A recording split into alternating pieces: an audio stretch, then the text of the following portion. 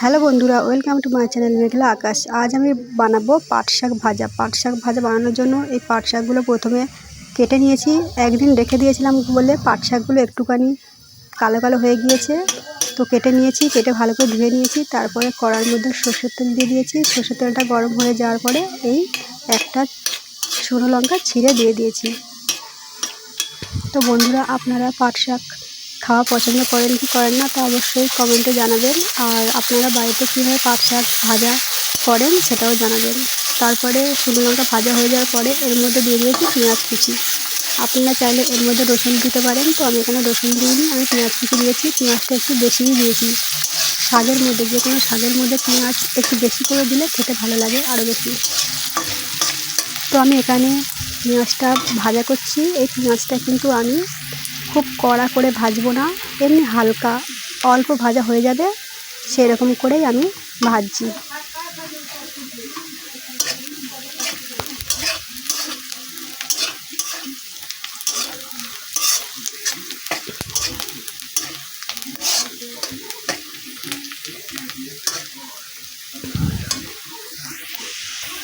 তো বন্ধুরা, পেঁয়াজটা প্রায় অনেকটা ভাজা হয়ে গিয়েছে।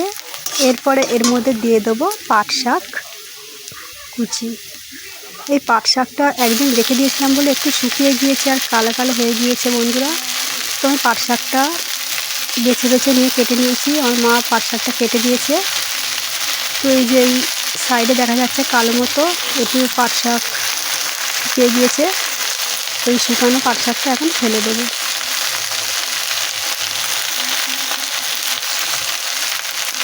তো বন্ধুরা, আমি পাট শাকগুলো দিয়ে দিচ্ছি, দিয়ে আমি একটু নাড়াচাড়া করে নিয়েছি। এরপরে এর মধ্যে দিয়ে দেবো অল্প করে নুন।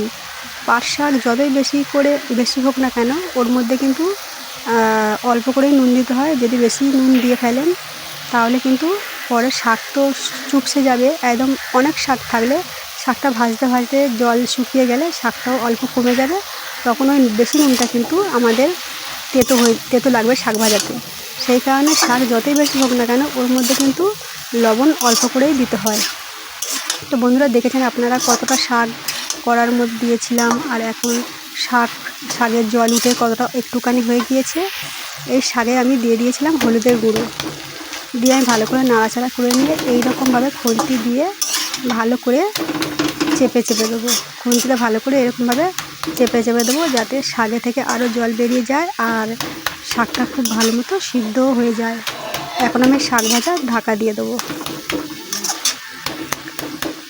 পাট শাক ভাজা কিন্তু একটুখানি একটু লাল লালে টাইপের হয়, কিন্তু খেতে ভালো।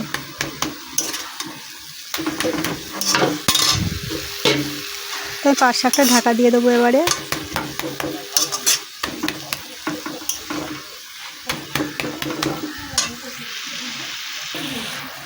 তো বন্ধুরা, আমি ঢাকা দিয়ে দিয়েছিলাম, ঢাকা তুলে নিয়েছি। দেখতে পাচ্ছেন শাকে থেকে কতটা জল উঠেছিল, আর শাকটা প্রায় অনেকটা শুকিয়েও গিয়েছে।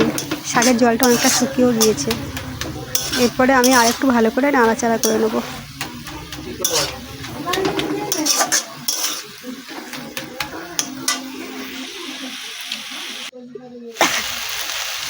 তো বন্ধুরা, আমি ঢাকা তুলে নিয়েছি। তুলে নিয়ে আমি আরেকটু ভালো করে নাড়াচাড়া করে নেব। তো বন্ধুরা, আমার শাক ভাজা কমপ্লিট। পাট শাকের এই ছোট্ট ভিডিওটি যদি আপনাদের ভালো লেগে থাকে তাহলে অবশ্যই আমার পাশে থাকবেন সাবস্ক্রাইব করে। আর নেক্সট ভিডিওটি দেখার জন্য অবশ্যই আপনারা সাবস্ক্রাইব করে দেবেন। এই ছোট্ট ভিডিওটি দেখার জন্য আপনাদের সবাইকে অসংখ্য ধন্যবাদ। আপনারা সবাই ভালো থাকবেন আর সুস্থ থাকবেন। Thank you.